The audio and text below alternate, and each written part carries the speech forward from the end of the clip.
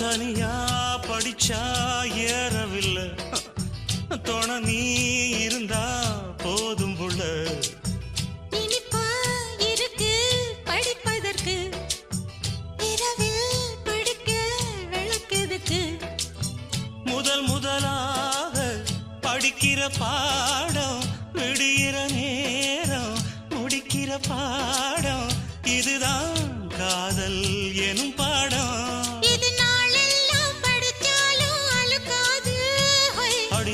இந்த புது பாடம் சலிக்காதம்மா